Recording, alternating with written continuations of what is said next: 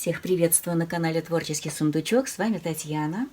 У меня скопилось несколько непристроенных заготовок. С одной из них сегодня я решила поработать. Кто смотрит постоянно мои работы, уже видели ее. Я здесь использовала не очень приглядные, неброские ткани для общего фона. Лоскутики на основу выложила в технике ленивый бора, то есть тканюшки укладывала с нахлёстом друг на друга и затем простегала не очень частой строчкой швом зигзаг. При этом края каждого лоскутика я обязательно обходила этим же швом. У кого прямострочная машинка и отсутствует функция зигзаг, это не должно останавливать. Можно закрепить лоскутики, также прошить по краю прямой строчкой. Немного край замахрится, но это будет хорошо смотреться. Простеганное полотно украсила ярким элементом в виде цветка. Я его вырезала из другой ткани, добавила стебель, это шов от старой футболки, и листья тоже от какой-то футболки. Аппликация пришита частым швом зигзаг. Прожилки на листьях я обозначила прямой машинной строчкой. В процессе работы над этой заготовкой я зрителей попросила поделиться со мной, куда ее лучше использовать. И от вас пришли комментарии. Сшить из нее сумку, сделать панно или декоративную дачную подушку, и даже использовать на спинку лоскутной куртки, или же поместить в рамочку. Мне захотелось сделать панно, и я этим сейчас займусь. Подкладку на заднюю часть я решила не делать, она смотрится неплохо.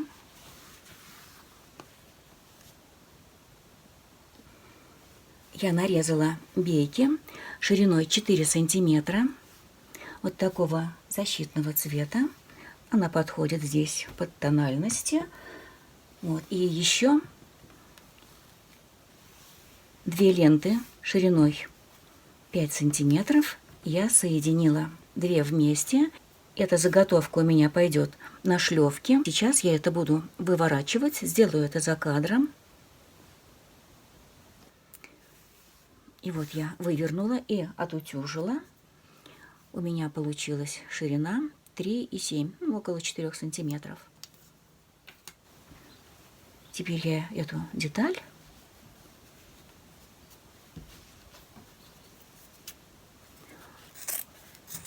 разрежу пополам и еще раз. Мне нужны 4 шлевки, и я вот таким образом еще разрежу.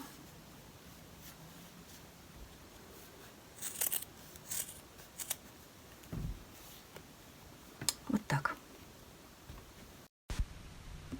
Отрезки сложила пополам, скрепила булавочками. Мне надо пришить шлевки к верхней части заготовки с изнаночной стороны.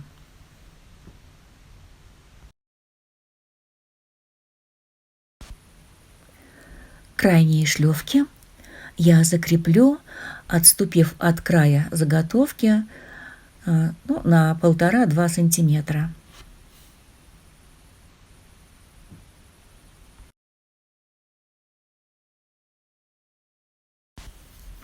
И 2 остальные шлевки я расположу на равном расстоянии. И теперь я сделаю закрепляющую строчку.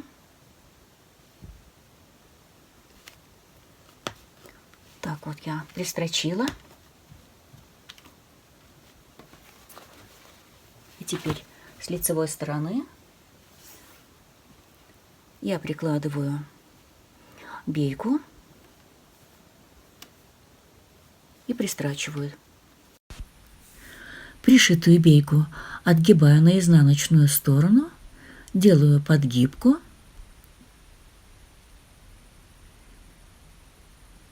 и прострачиваю с лицевой стороны в самый край бейки.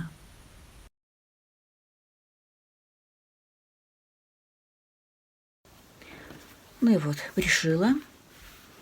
Теперь отгибаю шлёвки и закрепляю их.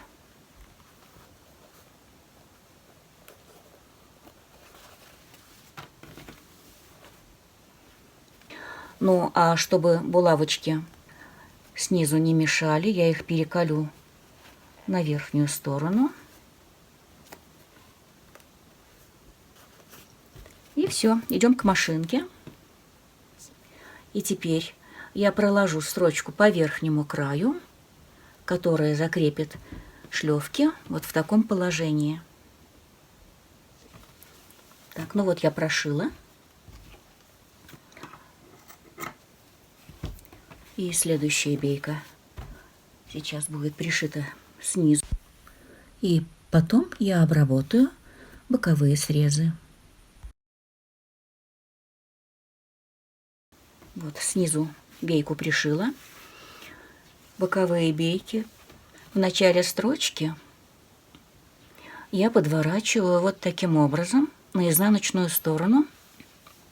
Дошиваю до нижнего края и точно так же с подворотом заканчиваю строчку. Вот, пришила. Теперь отворачиваем вот таким образом. У нас край уже подвернут. Мы его просто подгибаем. И вот таким образом дошиваем бейку. Итак, я работу закончила. Осталось найти широкую планку, чтобы вдеть вот в эти шлёвки. И к планке привязать шнур, может быть, даже с кистями. Это будет интересное решение. А вот так это выглядит с изнанки, с задней стороны. И я хочу вам показать еще одно панно, которое я шила года 2, наверное, назад. Вот такое. В этом панно я использовала другое крепление, и само панно сделано в другой технике. Это техника пицца.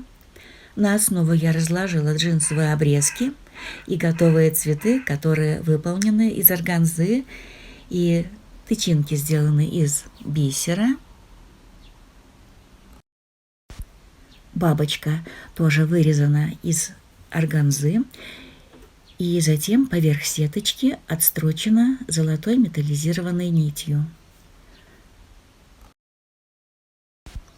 Цветы свободные от стежки, и только вокруг них плотная стежка. Обрамление из полосок ткани. Использовала цвета, присутствующие на центральной детали. А под среднюю полоску, она более широкая, я подложила синтепон. Как-то мне это пришло в голову. И синтепон придал выпуклости. В итоге получилась вот такая текстильная рамочка. На изнанке я сделала подкладку из тонкой джинсовой ткани, на которую пришила полоску для кулиски, в которую вставила узкую планочку. К концам привязывается шнур для подвеса. И вот я вам показала еще один вариант для крепления панно. Ну а кого заинтересовала эта работа, я оставлю ссылку под видео, и по ней вы можете перейти и посмотреть, как я это делала. Ну и хочу показать вам еще одну папку, которую я шила на заказ. В прошлом видео я показывала мастер-класс, как шьются вот такие папки. Вот такая опять сюжетная у меня получилась картинка.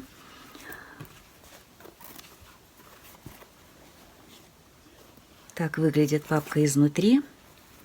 Карман с 2 отсеками. Это папка для документов. Вот такие египетские пирамиды у меня тут нарисовались. Вот такая папочка. Мне нравится. Мне очень нравится вот эта техника, и я не устаю ею заниматься, хотя, конечно, она, ну, как бы такая кропотливая. Это уже 5-я папка за неделю. И последняя пока задержалась у меня, так как заказчица в отъезде. Девочки, рекомендую. Папки востребованы, их с удовольствием покупают и, конечно же, берут в подарок. Хотя я на продаже как бы не нацелена, но раз заказывают, почему не сшить? Когда есть заготовка, папка шьется очень быстро. Больше уходит времени именно на заготовку, на составление, вернее, на раскладывание лоскутиков, чтобы получилась картинка. И все же за неделю 5 папок – это немало, если учесть мою занятость. Мы сейчас готовимся к фестивалю «Активное долголетие». Это ежедневные репетиции, в общем, и огород, и пчелы. А чтобы снять и смонтировать видео, тоже нужно немало времени, а домашние дела и заготовки, сами знаете, в угол не загонишь. Ой, кажется, я жалуюсь. Ну ладно, девочки. Если вам видео понравилось, не пожалейте лайки, подписывайтесь, если еще не подписаны. И, конечно, пишите комментарии, я их читаю с удовольствием. Делитесь в соцсетях с друзьями и знакомыми. Я желаю вам здоровья, бодрости, оптимизма и до скорой встречи.